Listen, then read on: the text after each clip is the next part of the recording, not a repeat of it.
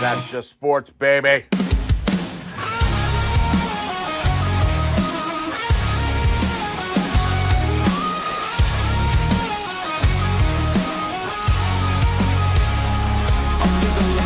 Crowd goes wild. Strawberry ice, bringing fire and style.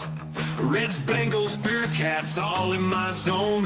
This is my stage, my mic, my throne. Boom, like a hammer, I'm breaking the game. Strawberry ice, you're gonna know my name. Sports Talk Thunder, hear the podcast roar. Cincy's line is kicking down the door. Step into the ring where the passion ignites. Talking sports all day and all night. From the field to the court to the roaring stands. Strawberry ice with the world in my hands. Boom, like a hammer, I'm breaking the game. Strawberry ice, you're gonna know my name. Sports Talk Thunder, hear the podcast roar. Cincy's line is kicking down the door.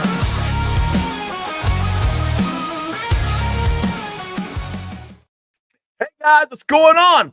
Welcome to the show. This is Sports with Strawberry Ice. I'm your host, the Iceman, Jeff Trunapole.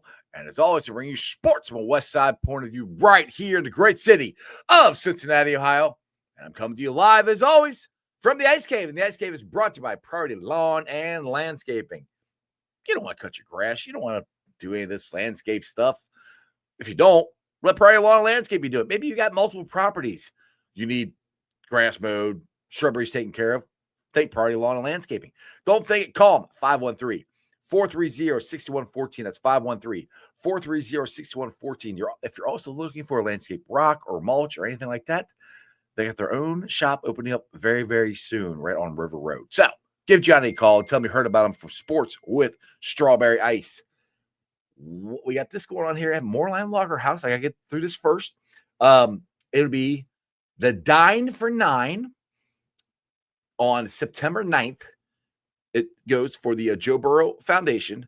What this means is 9% of the food or drink that you guys order that night, and there are other restaurants that are doing this as well, 9% of the proceeds will go to the Joe Burrow Foundation. Now, I will be doing a live show there for 2 hours. We're doing a big show. It's going to be me, Joe Farsing, Bengals all-time leading scorer, Jim Breach, and not one, but two members of the Bearcat Final Four team, 1992, Terry Nelson and Corey Blunt.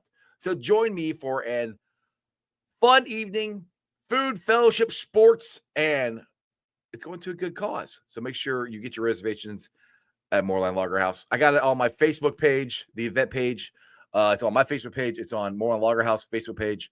All the information is there. You guys can go there and make your reservations. I suggest you do it pretty quick because I think it's going to fill up pretty quick. It's going to be a fun night.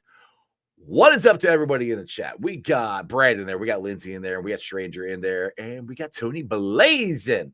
All right, boys and girls, we are waiting on Mike Petraglia to get into the waiting room. He's a very, very busy man, so I know he'll be joining here soon. So, topic for today. I kind of want to talk Reds. I don't know about you guys. We can talk the O-line. The O-line, again, did not look exactly great. I mean, really, realistically, it's the right guard. That's the part where it seems that they're getting beat the most. And I don't know what to do about it. They might be stuck. Unless Jalen Rivers is really good, and I can't wait to see how he looks Monday night. I'm hoping they give him a lot of snaps at right guard in a real NFL game. I would like to see how he looks. Now, it's not a real NFL game. I take that back. It's a preseason game, but it's as real as going to get right now. The biggest reason is if Patrick gets hurt or he's ineffective, which so far he's looked ineffective. Now we still keep going out there, sign Reisner. I'm with you. I like them to sign Reisner. But they haven't done it yet, and neither has anybody else. So I'm not sure where they're at on that. The other thing you're worried about is the safety room. And not necessarily the starter. Geno Stone, I have a feeling he's going to play better. He's looked better in training camp. but you still have the tape of what he did last year. That still sticks in the back of your mind. So those are the two worry spots for me. I think the defense line is actually going to be pretty good. Long as they sign Trey, obviously. I think Shamar Stewart is going to be a beast. I really like what I see from Joe Sosa. Miles Murphy, I'm still hoping we're going to get something out of him. He wasn't at practice again today. So we got him, and then we got Mims also with his hand injury. Not really sure how much he's going to play. The man, the myth, the legend, Mon is in the chat. What is going on? Not much out there. They'll likely add a final cut waiver wire player. That's, I with you, Mon. It also depends on who gets cut. Do we get lucky and some team cuts a really good guard, right guard, which I kind of tend to doubt. Whoever they add, I do think they're going to add somebody in the O-line, but from the waiver wire. But I would be shocked if it's somebody that we could actually start. It'll probably be a backup guy. So it's scary to think of what we have protecting Joe Burrow. But I mean, I keep rolling back to this. I think Orlando Brown's is good. I think Fairchild is going to be good. We know Ted Karras is good. Mims has been good. Long as those guys stay healthy, it's just the right guard, which is still a big issue. That's the scary thing is what are they going to do? My question, I think, and this is all of Who Day Nation's question, is why in the hell have they not, or why in the hell did they not address this sooner? And I go back to something that Jesse James told me, who is an NFL agent. He's been on the show a couple of times. You can listen to him on Sirius XM every Friday. He's on with Solomon Wilcox about 9:30, 9:45, where he kind of said this. You got Katie, you got Troy who are running the show, and Troy at the time was working on the stadium thing. Katie was working on Jamar Chase, T. Higgins, and Mike Gesicki, and all these other free agents the Bengals had. Now, they should have worked these all out sooner, but that's what they were doing. To him, it seemed like they didn't have, and to me, they don't have enough people to negotiate contracts. Now, that also be an excuse. It could be facts. Either way, it shouldn't be reality. You should have enough people to be able to go out there and multitask and figure out, all right, you take Jamar and T, you take the stadium, you take, the free agents that are out there. All right, we need to get another backup safety. We need to get one or two guards. And then when you find some people, you negotiate, then come back to the table with me and tell me what you got. That is what should be able to happen. I don't necessarily think – actually, I know they don't do that. They don't have enough people in the front office and in the family to do that. They should do that, and hopefully they will. And I just keep going back to that when Jesse James told me that. That was his opinion. And Jesse has negotiated contracts with NFL teams before, and he knows other NFL agents and players and stuff like that. So I think he has a pretty good concept of how the Bengals work. And that could be why they don't multitask as well as we'd like them to. Again, I don't take this as a viable excuse.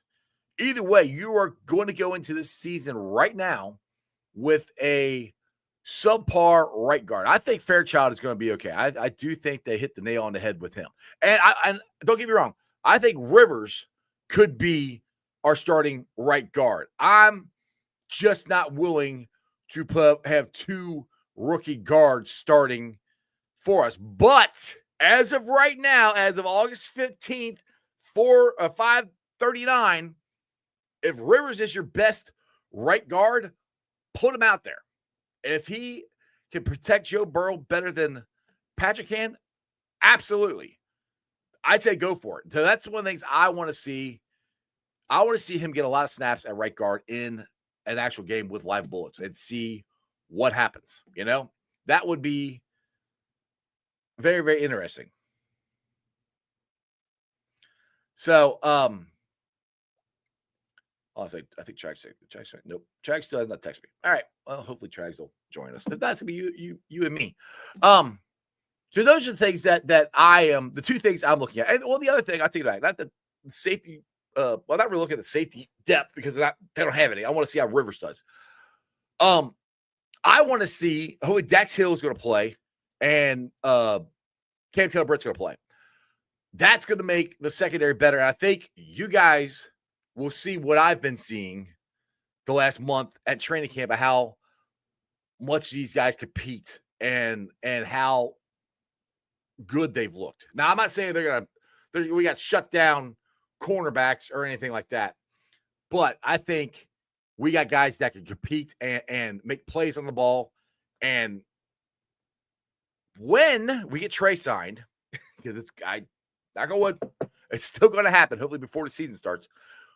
If you add that pressure that we already know he's going to provide, along with the pressure that I really think Shamar Stewart's going to provide, I really think they got this right with him.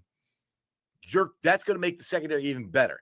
Now, the other thing I want to see is I don't want to see mistakes. I don't want to see guys in the wrong gaps like we did the very first play against the Bengals defense last week. The running in the big gaping hole that was in our offensive line, or excuse me, our defensive line. And that was guys, Logan Wilson, a couple other guys went in the wrong gaps and went the wrong place. I don't want to see that. And now, according to Mo Egger and Tony Pike on their training camp show today, the practice in general looked way more crisper, on time, way better than it did when I was down there Wednesday. I was down there on Bridge Wednesday. I couldn't make it today. I just was too busy with the other stuff I had to do. So that is an improvement upon what I saw the other day. And again, I keep going back to this. It is the dog days of training camp. Guys are getting sick and tired of practicing day after day after day. They're doing it. They're doing the work. But it gets monotonous. It's hot. It's tired. You're ready to get the season on. You're ready to go hit somebody else other than your own teammates. That's the part they're fighting right now. I don't really want to say complacency, but you just keep doing the same stuff over and over again. That's why they call it the dog days of training camp. Let's see here. Paul. Let me read John's here. John, what's up? Hello, Cincy folks here from Michigan. Old man here. Hope everyone is safe and healthy out there. Houday Nation. What's up? All right. Let's go to Paul here. I'm worried about Trey starting behind the 8 ball. See, I'm not as worried about that because he's going to be in shape. And it's not – I'll put it this way. I want him to be happy coming in. I'm hoping he gets a contract that he is happy with. Because last year, Jamar came in I still think was a little upset about where his contract was. I didn't get one done. And running routes and being on the same page with Joe Burrow takes you got to work it. You got to practice at it. It didn't take them that long to get up to speed, but you got to practice it. They barely had any practice. Now, Trey, and I'm not trying to dumb this down at all, Trey is you put your fingers in the dirt and you go after the quarterback. Then you maybe drop back a couple times. So I'm not really worried about Trey being up to speed. Maybe I'm wrong. I am maybe worried about his stamina. I'll say it because you could be in football in shape, but not football shape. So that might be the worry with me, as far as I guess Paul, what you're saying behind the 8 ball. That'd be the only thing that I'd be worried about is his stamina and how long he could actually go, before he get. That's why I'm hoping if they my thing, I'm hoping this next week is the last week that he's out. He'll be out for all the preseason games, and then they sign him after the preseason games, where we got 2 weeks for him to get himself in game shape and ready to go. If it's after that, yeah, it might be a little behind the 8 ball, but I'm not that worried about it because I think it won't take Trey too long to be up to speed. So we'll see here. John. Yep. Right guard definitely is a problem here in depth. Yeah, like I said, I want to see Rivers. I want to see how good he plays because I have very high expectations for him. I think he could be our future starting guard. Maybe as early as this year. I don't know, but we'll see. Let's see here. Team Rookie. When looking at the preseason games, remember the starters have less to prove than the second stringers. Vets with plus 5 years in the NFL are just putting reps in. Yeah, exactly. And that's a good point. That's kind of what I think we saw a little bit too much on the defense last week. Plus, we were out 5 starters on the defense last week. I don't know. So we won't know till probably Sunday, somewhere around there, about who's going to play, who's not going to play. I think Zach said he thinks Cam's going to play. Pretty sure Cam's going to play and Dak's going to play, which I really want them to get out there, especially Dak, because he's learning another new position. They got him inside, so I think he's going to play inside and outside during the season. But just getting those guys out there in general to get the reps and get just so you practice this defense, and again, you can practice it. It's different from live bullets, live game. And like I said, preseason it's still not an actual.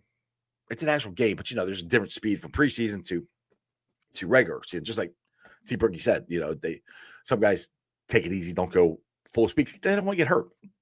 So those are things that I'm looking for. I need a defense to clean it up, make a lot less mistakes, and compete a little bit more. And I would really like to see that run game, run defense stuff. Some of the run game that the Commanders have, that at least from our starters, I want to see that. Those are things that I am concerned about and going to be looking at this game Monday night. But the thing we're not going to have to worry about is the elite, and the elite is Joe Burrow, Jackpot Joey, Uno, Jamar Chase, T Higgins. You can add Mike G to that. You can add Chase Brown to that. You can add Noah Fant to that. Our offense that's going to be I'm telling you right now, that is the saving grace, the difference from this year to last year. As long as everybody's healthy, I keep knocking on wood. Our offense is going to start from Jump Street this year. We're not going to have a Patriots game where we're struggling. If we do, my mind will be blown, because if you saw what they did against the Eagles, it was Joe Burrow, Jamar Chase, T. Higgins. These guys look like they were playing at the end of last year. I think they're going to do that at the beginning of this year and take off. So that's the reason Joe wanted to play in the preseason. And Justin Herbert is doing the same thing. Justin Herbert is going to play some in the preseason for the Chargers. That's the first time in his career he's played. And I heard an interview that he said that he wants to feel that pass rush. And that's what Joe Burrow said. You got to feel that pass rush, because pass rush from your teammates, normally they don't hit the quarterback. It's different from the pass rush you're going to get from the other team. But with that being said, we have the man. He looks like he's coming live from this is one of the hardest working men in the sports entertainment. I appreciate him. He is live from GABP. He is Mike Petraglia. We're on track. How you doing, Iceman? Good, man. I see you're coming live from the stadium, ready for this big Yes. Reds series this weekend. I'm looking forward to it, Iceman. As I wrote on CLNSCincy.com, we're going to find out a lot about the Reds this weekend. You want them certainly to, at the very least, take 2 of 3. Nobody's expecting the Reds to come in here or, have the Brewers come in here and have the Reds take all 3 games. Be nice. Yeah, it would be nice. Right. But I think eventually the Brewers, on a 12-game winning streak, hamburgers and all, back in Milwaukee, I think they got to cool down at some point. And I think the Reds have the type of pitching that can make that happen.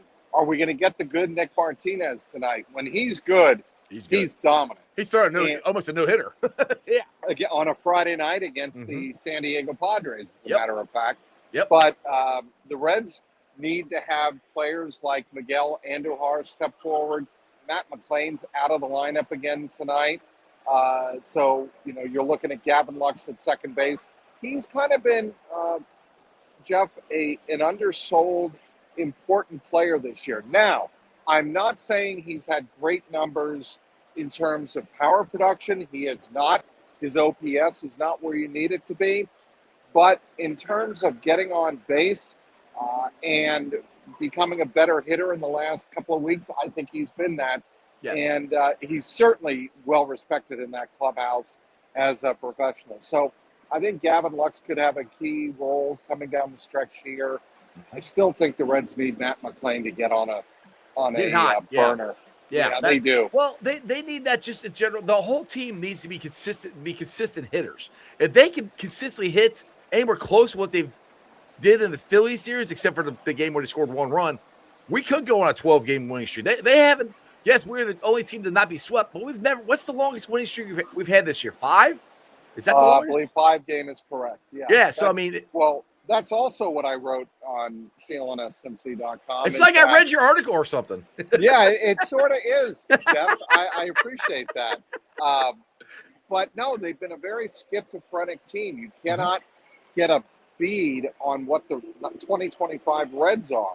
And it's frustrating for a lot of fans who are like, is this where they finally turn it on and make a push to the postseason? I think the Reds making the playoffs would render this season a success under first-year manager Terry Francona. Because Francona knows, Jeff, if you get this team to the playoffs with its pitching set up the way it is, they can go a long, long way. Yeah, anything can happen. Now, I will update the situation with Chase Burns. Okay. He's on the injured list with a right flexor strain. It's, the precursor, unfortunately, to a Tommy John-like elbow injury, but they believe they caught it very, very, very early on. It's not serious. It's so minor, in fact, that Dr. Kremchek, according to Terry Francona, said his flexor will be fine. It will fully heal if you give him 2 to 2.5 weeks of total rest. And that's encouraging because the Reds could use him coming down the stretch. Yes, absolutely. Absolutely. And that's the scary thing is, I mean, that could lead to Tommy John, but thank God they caught it early enough. And honestly, I mean, I wouldn't be surprised if they just shut him down the rest of the year, but if he'll be perfectly fine, getting him coming out of the bullpen and then Martinez coming back. Yeah, that's a great question, Jeff. I don't know if they're going to totally decide to shut him down or if Chase Burns tells them, look, I'm fine. I can, ramp it up to 100 miles an hour with no problem, no pain. That's a discussion that's going to be had time and time again over the next couple of weeks while he's on the injured list. Certainly, there is the possibility that they decide, screw it, it's not worth the risk, shut him down for the rest of the year, and let him get ready for 2026. Yeah, exactly. Now, this series, to me, could be a potential statement. Or no, it is a potential statement series for the Cincinnati Reds. No question. Because of the monkey on their back that we have not been able to get over the Brewers. No matter the Brewers can pick somebody up off the street for some reason and pitch against the Reds and kick our ass. That's just the way it's been the last couple of years. This is a statement series for the Reds saying, look, we are legit. We are coming for the playoffs. We have a shot at this. And tonight is the night. And to me, I think, Trags, tonight, having that first game, getting that first game sets the tone for the whole series to win tonight. Well, what's interesting about tonight, Ice, is that they are going up against a rookie all-star pitcher, Jake Mizorowski, who's coming off injured list himself, and he had a lower leg injury. And it'll be interesting because he is on a pitch count. He is not expected to go more than 3 or 4 innings. And knowing that, the Reds should be very, very patient tonight and make him work, make the Brewers get into their bullpen sooner rather than later, and then take your chances that way. That's the way, if I'm the Reds, I'm approaching this game. Now, how shocked are you? How shocked are you? How good Andujar has been for the Reds? I'm not shocked. I thought he was a terrific, underrated pickup the night they acquired him from the Athletics. I thought that was a terrific pickup. I didn't think he'd be this good, but it kind of speaks to the state of the Reds' batting order all season, where they just haven't had anyone consistent behind Ellie. We thought they had it in Austin Hayes, but early on in the season, he was not able to stay healthy. Really not any of his own fault. It's just he couldn't stay on the field. Right. So they've been looking for that power bat behind Ellie. They thought maybe Tyler Stevenson. That didn't work out. But the other move is moving Spencer Steer up to the number 2 hole in the batting order has worked like a charm. I'll tell you the other player to keep an eye on over the last 6 weeks of this season is Noelvi Marte. Yes. If he is that comfortable playing right field and he can focus on his hitting, he has the chance to be a difference maker in the middle of that batting order. Absolutely. And I am surprised how he's taken to right field like a fish to water. There's only been really one ball, I think, it was the other night where he kind of let it go under his glove. Other than that, he's made every play, and he's made some very spectacular plays and throws. And the ball he hit in Pittsburgh just crushed it. Good. And he threw out Bryce Harper at the plate, which is probably the I don't know, the high watermark or the standard, if you will, of what his play can be for the Reds coming down the stretch. If they can get that kind of arm strength from Noelve on all of his throws from the outfield, maybe it does make runners think twice, or third base coaches think twice about sending a runner on a soft line drive to right field. Exactly. He's thrown two guys out there. Tony Blazen's got your nickname out here, but Banana Mike. Yeah, that's got. You know what, Iceman, we're working on that. Needless to say, it's been a crazy couple of weeks with regard to that, but I'm working on it. You know, getting a sponsorship deal isn't as easy as you might think. I know. I tried. It's not that easy, but the banana shirt and the bucket hat are legendary. They're gonna live on forever, Mike. They are. It just is. Hey, I see you're busy. I appreciate you. I don't want to keep you on too much longer. I know you're holding the phone and walk around, and you got other stuff to do. So I appreciate you coming on. Do me a favor, plug your stuff before I let you go. Okay, I have a couple of columns up on clnscincy.com. Obviously, the significance of this weekend for the Reds against Milwaukee. We have daily updates. I'll have it up either later tonight or early tomorrow morning on what day 15 at Bengals camp was like. I'll give you a quick 30-second synopsis here, Iceman. Go for it. The right guard position needs to be shored up. It was not a great day for Lucas Patrick. Yes.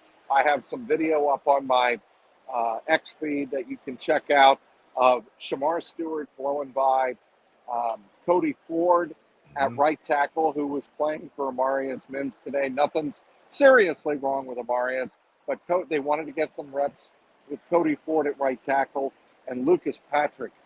He got taken to the house, if you know what I mean. Thrown out of the club, as they say. So they threw him out the club, baby. Threw him out.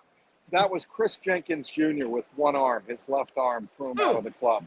That's great for Chris Jenkins and Shamar Stewart. Don't get me wrong, but if you're the offensive line, you got to be better than that. Although, after what happened on Wednesday, the offense and the line had a much better day today. Yeah. But you can catch a lot of my highlights of the camp review of day number 15 up on my X page.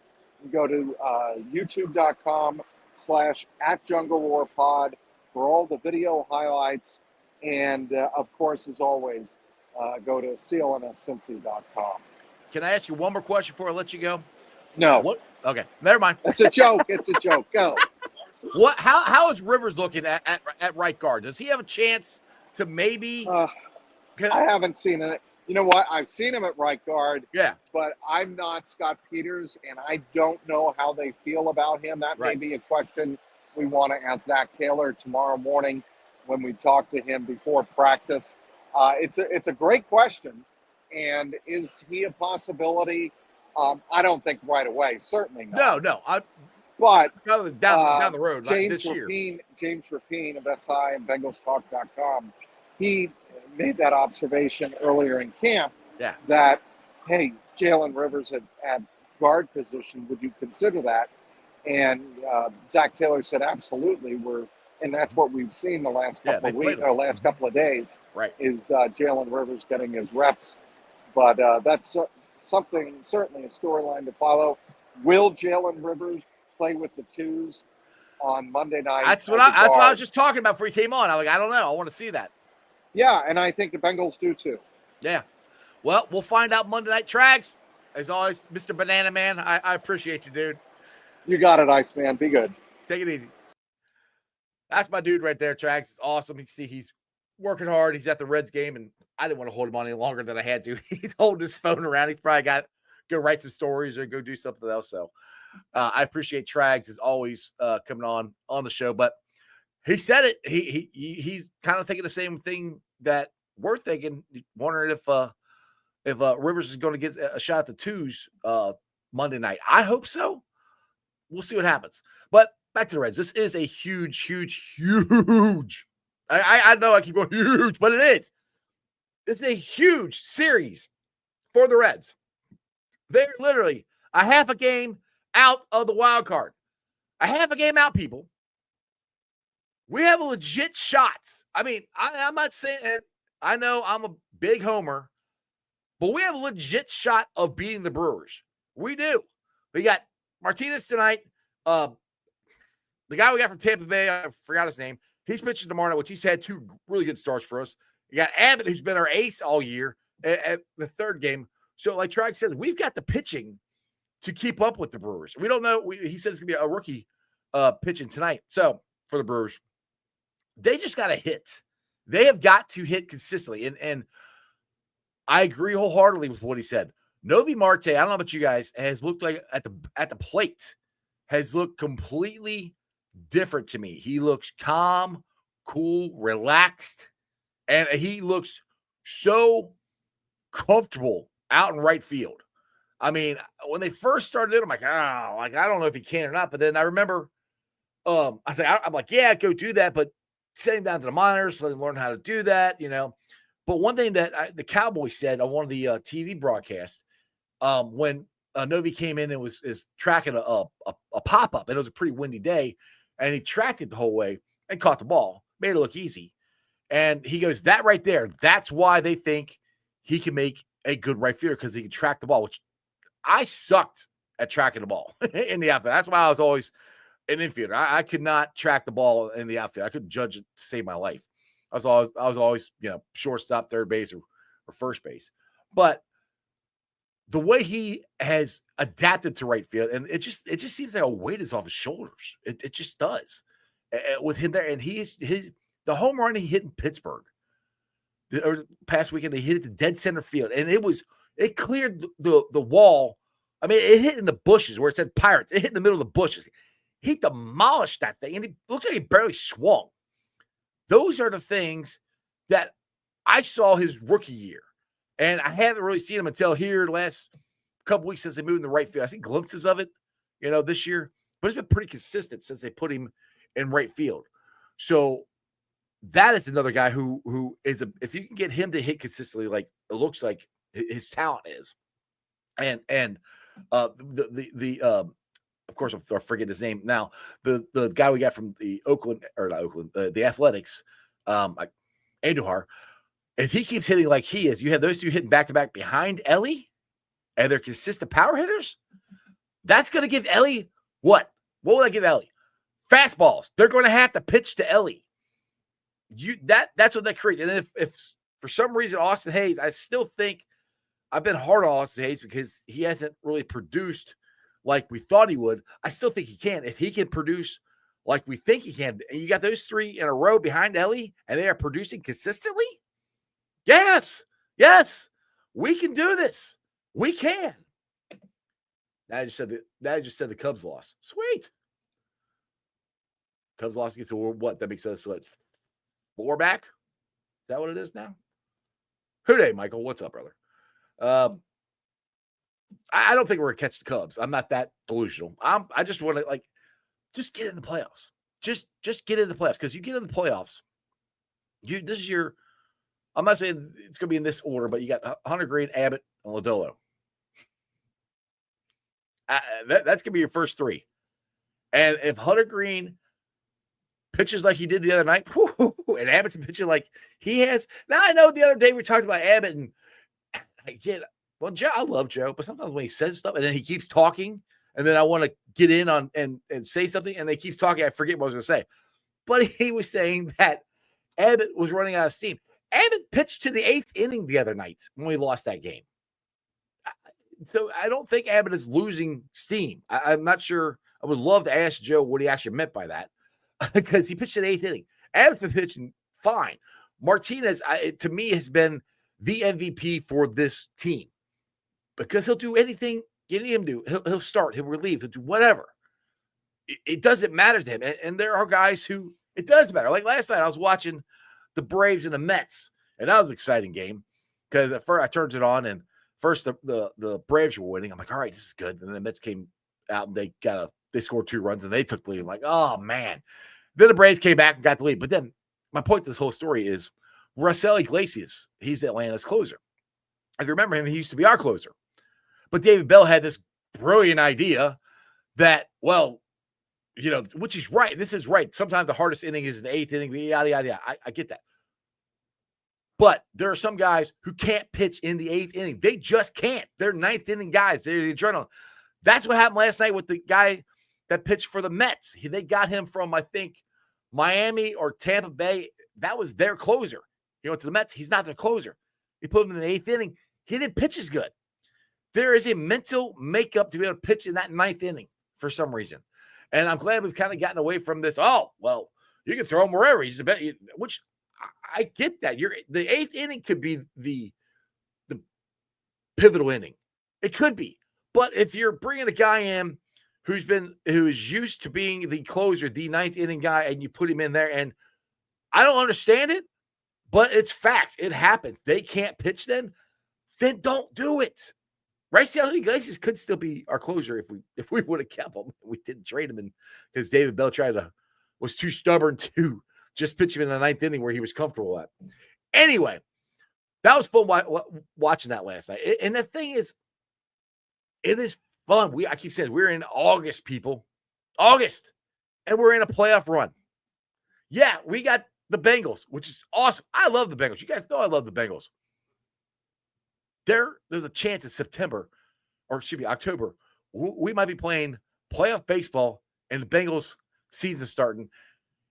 And I keep hearing this, and I love Austin Elmore and these guys, but sometimes they get so negative. Austin Elmore, and brother, if you're watching, which I hope you are, he said he thinks the Bengals are going to go 1-3.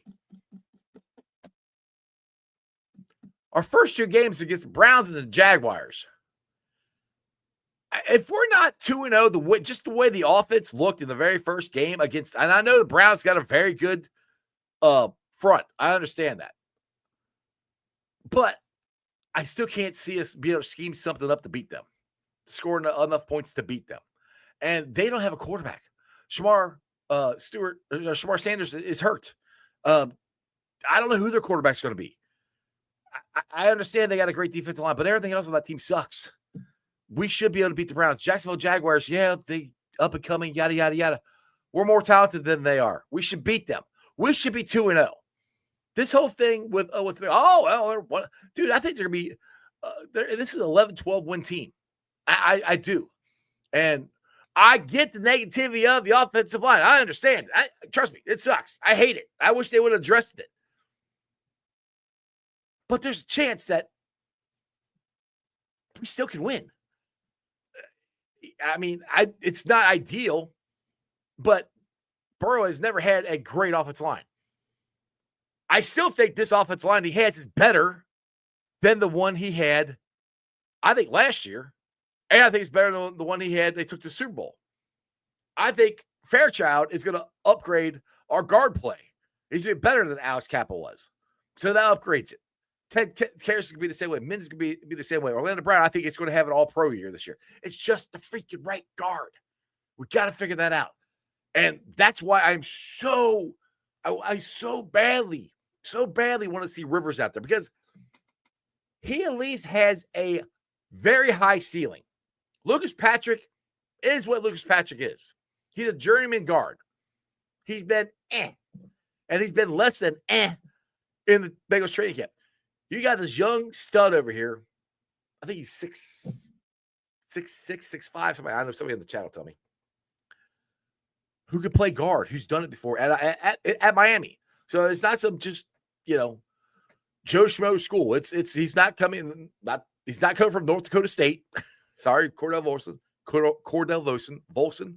If I can talk today, he's coming from Miami. It's a high level of football he's played.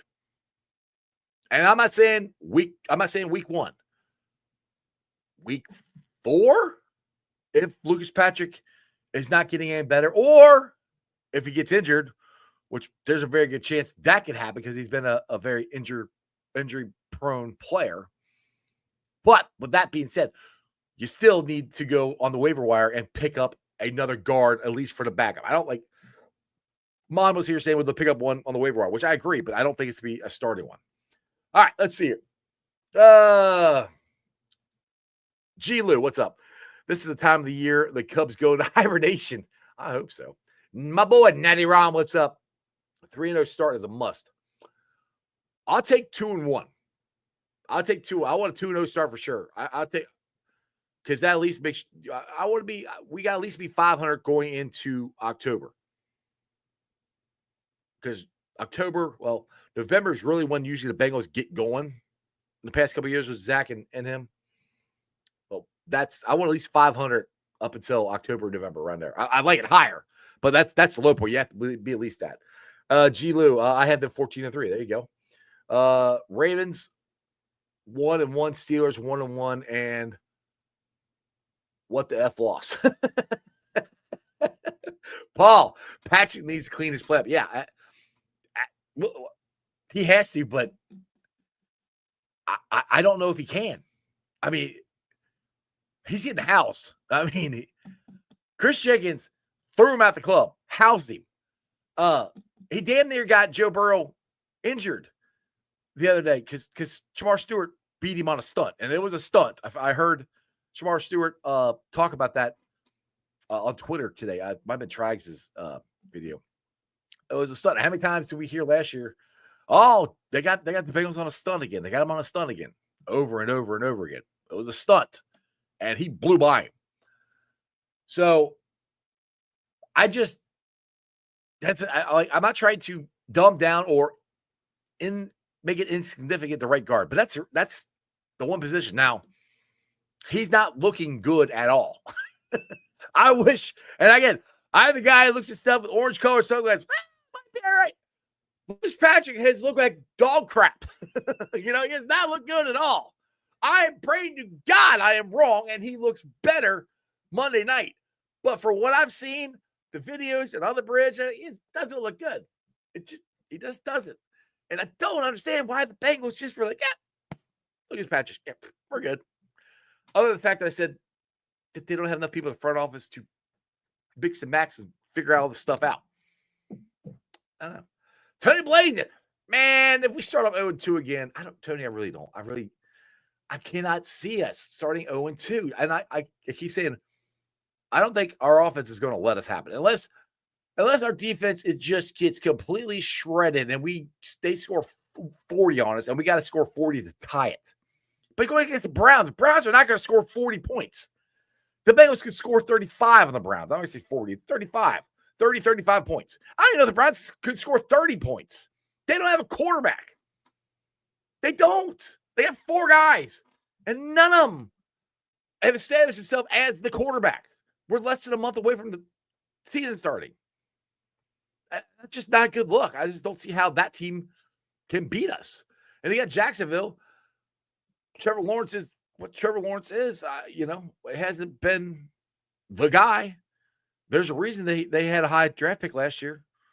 We'll see how good Travis Hunter does going both ways. I'm very curious to see how that's going to work out. G. Lou, yes, but the guys beating him, in my opinion, are dogs and ready to eat. I'll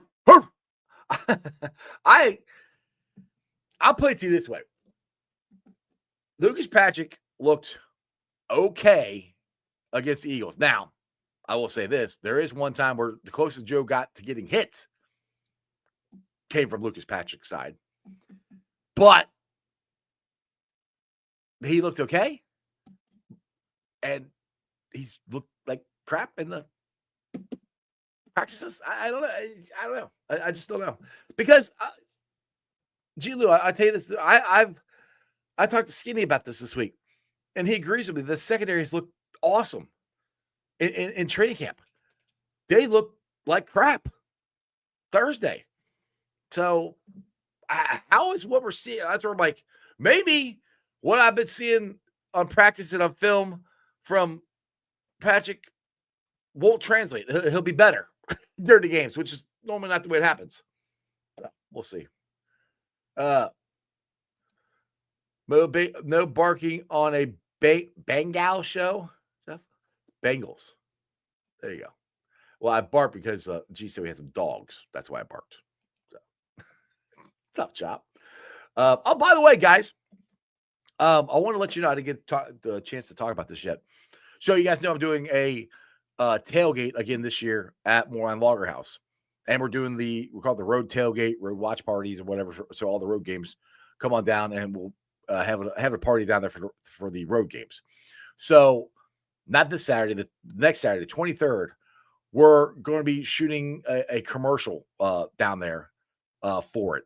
So I'm going to be down there setting it up, having music and stuff. It's just going to be like a regular preseason tailgate. So if you guys want to come on down, have a couple drinks, eat some food at Moreland Log House, possibly be on TV. Now, they're not going to be like interviewing anybody, just be everybody partying and stuff like that. But there's a chance you could be on a commercial for us. It'll air on Local 12. So if you guys are interested in that, we're going to start taping around 11 a.m. at Moorline Logger House. I'll be in the beer garden. If you've been to Moorline Logger House, that is the indoor-outdoor area behind the bar. So it's the one closest to Paul Brown Stadium. Paycor Stadium. So come on down. It'd be a lot of fun. Excuse me a second. I have to cough. And I muted my mic, so you guys didn't have to hear me coughing in your ears. All right. There you go. See, there you go. That's what he's talking about. Chop. Jenkins is a dog. Okay. Our D line is all young men with quicks. And the thing is, Lou, we need that. We need Chris Jenkins and McKinley Jackson to make that big jump. That's the thing. And I've said this before. I compared what the Reds are doing with their team with Tito Francona. Basically, you had the same team that David Bell had. There's little tweaks here and there. And they want him to get more out of them, which he has for the most part. I think they've played better. They've still done dumb stuff on the baseball paths and fielding errors stuff, but they're in the playoffs or in the playoff race. I think he's done a better job of getting more out of these guys than what David Bell did as a team.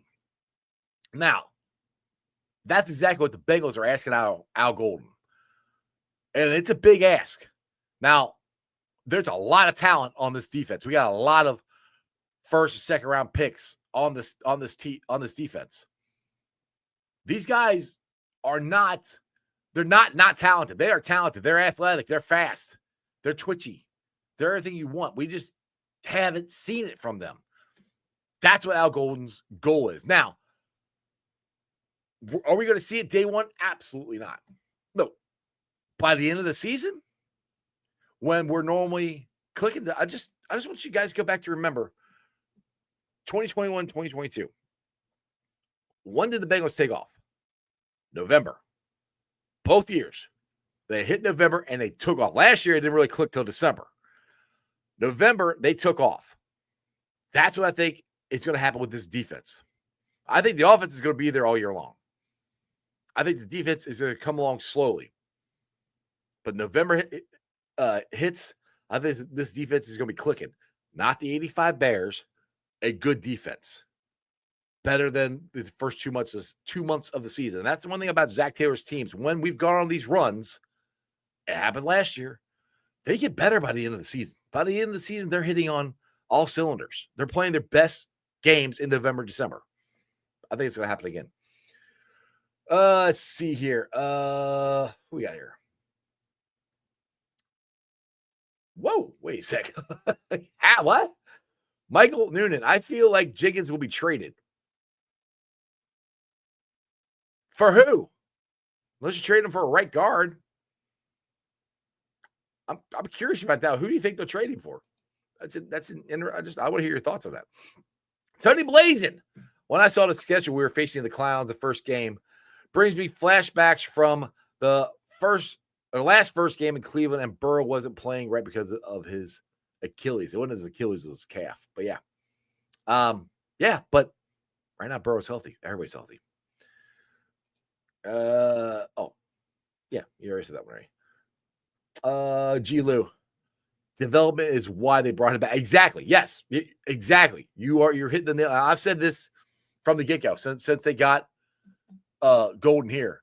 But I thought they would add to this defense a little bit more. I mean, they added TJ Slayton, and I do think TJ Slayton still is a sneaky move that people are not talking about.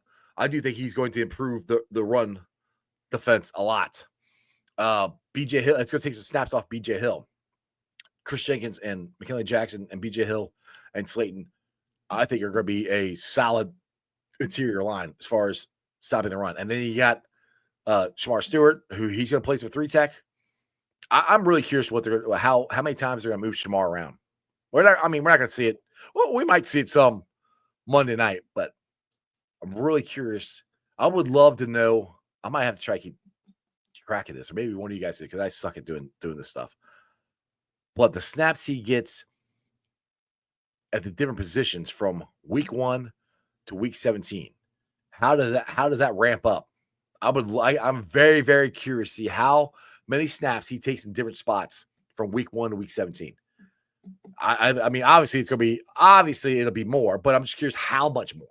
How much are they going to feed this kid? How much are they going to trust him? Because I mean, I've liked everything I've seen and heard from him since his stupid agent got out of the way. Let's see here. Oh, there you go. Michael Mann, I feel like right guard would be a great trade piece. Yeah, but I don't know. I mean, I agree with you. That would be a great trade piece, but I don't know if anybody would trade a right guard. Starting right guard for Michael Jenkins, you'd have to have an extra right guard. And that's the thing, is teams don't have extra guards that would be worth trading Michael Jenkins for. Chris Jenkins, sorry. I don't. It's a good thought. I just don't see it actually happening, because I don't know if, unless they're willing to give up. Let's say drafted a right guard, and they're willing to trade their starting right guard that they've had. And I don't know what team that is. I don't know enough of the rosters on. Yeah, that's I agree with you, Paul. Who's out there? I don't know, because there isn't a lot of trades happening in the NFL. There's more than there used to be, but I don't know who. I don't even know what team would do it, because it's so hard to find offensive line. I mean, look at the Chiefs last year. They lost the Super Bowl because their offensive line sucked. They literally had a guard playing tackle. I thought bad their offensive line was last year. So it's really hard to, and I keep trying to emphasize, it's really hard to find offensive lines. You know, now when there's a couple guards out there in free agency and you need a guard, might want to sign one other than Patrick, but that's what they did. Let's see here. Oh my goodness. Crip, Jeffrey, what's your favorite topping on a hand toss? Dale dough, homemade pizza, extra sauce, or cheese? What? Okay, I don't know what deal. What's my favorite top? I'll tell you what my favorite topping on pizza is. It's the meat. If it's La Rosa's, it's extra cheese, extra sauce, ground beef, bacon, and pepperoni. That's my favorite toppings. I have no idea what the other stuff you're talking about, Crip, is. I have no idea. Must have been something Bengals and Brews. Yeah, you're laughing. I don't know what you're laughing at, but glad you're laughing. Gilu, right guard would be sweet. I just don't see anything that would upgrade. That's the thing. It's like, I don't know. I mean, I'm trying to rack my brain. I'm sure you can look it up. Like I said, it would have to be somebody who drafted a right guard, who is comfortable and needs interior defensive line, to trade their starting right guard to us because they have a right guard that can replace them. And I'm not sure if that trade exists. And then, so I mean, I wouldn't be against it, but I don't think that trade exists. I'll just keep saying that. That's the thing, is I don't think that trade exists. I think the two best case scenarios for the Bengals right now, 3 best case scenarios. I'll say this. For some reason, they go out and sign Dalton Reiser, and Dalton Reiser has something left. Number 2, Patrick is way better than we think he's going to be. 3, Rivers is what we think he is, and he is going to be our starting right guard. Those are or 4, you pick somebody up. And the thing is, I don't think you're picking somebody up to start at right guard that somebody's cutting. We'll see. You're saying Reisner week 2? I hope they get him before week 2 if they're going to get him. I mean, I want this fixed now. That's the thing. Because I want this fixed now. And I don't see, unless Rivers plays amazing or Patrick plays better than we all think he's going to,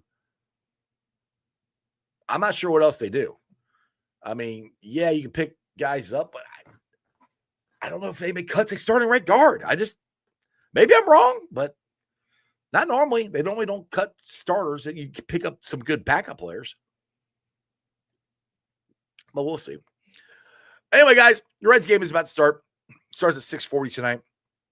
I want to get on over there and watch the game. I hope you guys go out there. I hope this thing is sold out.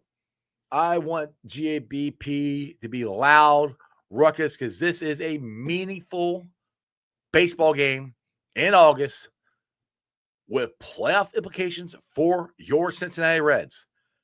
Get out there, be loud. If you're trying to watch it on TV, it's on Apple TV. Unless you got Apple or you got the MLB package, you can't watch it. So if you can't watch it, go on down to the Reds game, get on down there and cheer them on, because this first series is gonna be huge. But thanks for watching. I've been live streaming on YouTube, Facebook, X, Twitch. You can follow me on all those, along with Instagram, Threads, and TikTok. I will be pulling a sign off later on tonight, putting on the podcast. Check it out. It's on BeanPod, Apple iTunes, Spotify, Google, Stitcher Play. Pretty much wherever you get your podcast. Do me a favor. Please make sure you rate, well, go listen to it. And then make sure you rate, like, and review. Leave a comment and a 5-star review so more Cincinnati fans can find my podcast. Of course, as always, shout out to my wonderful, wonderful sponsors. They are Priority Lawn and Landscaping. Give them a call at 513-430-6114. That's 513-430-6114 for all your lawn and landscaping needs. Cutting the grass, trimming the shrubs, creating a new flower bed landscape area for you. Whatever you want, think Priority Lawn and Landscaping. 513-430-6114. Also, shout out to T Properties, quality housing for quality people. Check out their website at www.tpropertiesllc.com for all your rental property management needs and your rental needs. And, of course, Meyer Window, Door, and more. Their website is MeyerCincinnati.com. As always, I say I got them on my house, which I do. I recommend you get them yours. They're energy efficient, easy to clean, great looking windows. Meyer Window, Door, and more. And of course, my favorite brewery, Moorland Lager House. Like I talked about earlier, we're going to be doing our home tailgates there, which will be 3 hours before every single Bengals game. We're going to be doing the road tailgates there. But first thing you guys should show up to, Dine for 9 for the Joe Burrow Foundation. I will be there on September 9th doing a 2-hour live show with Bengals all-time leading scorer, Jim Breach, 2 members of the University of Cincinnati 92 Final Four team, Terry Nelson and Corey Blunt. It's going to be an awesome time. 9% of the proceeds go to the Joe Burrow Foundation. Now, Moorland Lager House is not the only restaurant doing this. There are multiple ones, but Moorland Lager House is the one that I'm going to be at. So I ask you to go there. Go to my Facebook page. The event is pinned to the top. You can find it there. You can click on it, and it'll send you right to Moorland Lager House. You can get your reservations on. I recommend you do that so you get your spots. I think it's going to fill up quick.